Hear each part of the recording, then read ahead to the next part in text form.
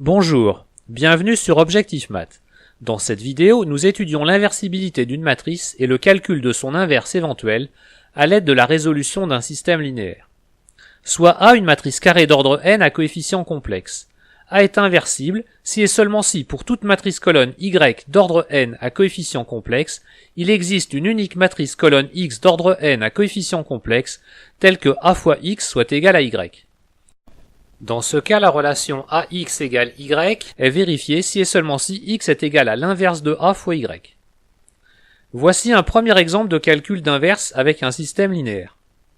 Nous allons étudier l'inversibilité de la matrice carrée d'ordre 3 dont les coefficients donnés en colonne sont 1, 2, moins 2, 2, 1, 6, 3, 4, 1. Nous posons grand X la matrice colonne d'ordre 3 dont les coefficients sont petit x, petit y, petit z, et grand Y la matrice colonne d'ordre 3 dont les coefficients sont petit a, petit b, petit c. L'équation matricielle AX égale Y s'écrit sous la forme du système linéaire x plus 2y plus 3z égale A, 2x plus y plus 4z égale B, moins 2x plus 6y plus z égale C. Nous le résolvons par la méthode du pivot de Gauss, les systèmes obtenus seront tous équivalents. Nous effectuons les opérations élémentaires, L2 devient L2 moins 2L1 et L3 devient L3 plus 2L1. On obtient ainsi le système équivalent x plus 2y plus 3z égale A, moins 3y moins 2z égale moins 2a plus B, 10y plus 7z égale 2a plus C.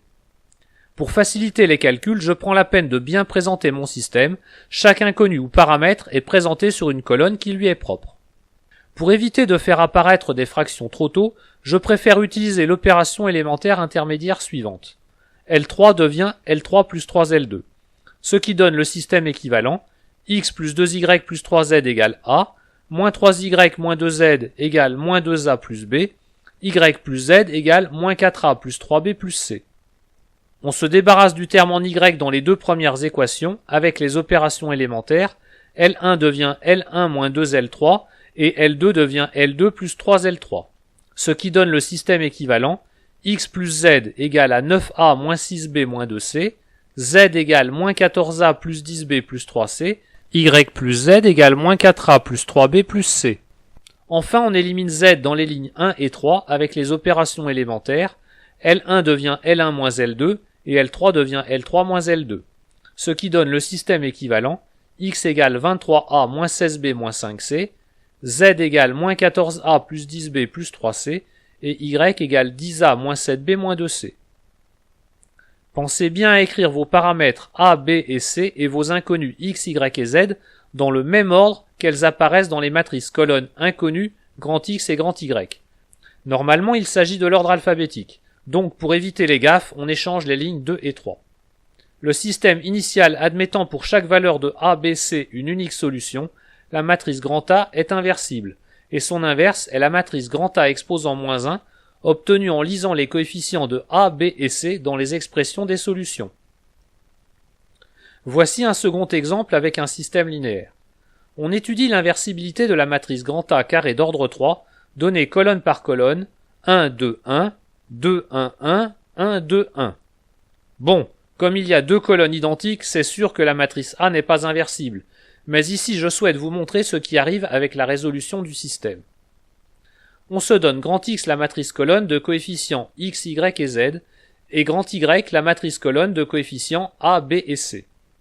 L'équation matricielle AX égale Y est équivalente au système linéaire x plus 2y plus z égale A, 2x plus y plus 2z égale B, x plus y plus z égale C. Je vous épargne les calculs intermédiaires, mais avec des opérations élémentaires sur les lignes, on arrive au système équivalent suivant. X plus 2y plus z égale A, y égale A moins C, 0 égale A plus B moins 3C. Le système est donc incompatible pour certaines valeurs de A, B, C. Par exemple, avec A égale 1, B et C nul. Ce qui prouve que la matrice A n'est pas inversible. Voilà, cette vidéo est terminée, vous pouvez me laisser des commentaires et me poser des questions. À bientôt sur Objectif Math.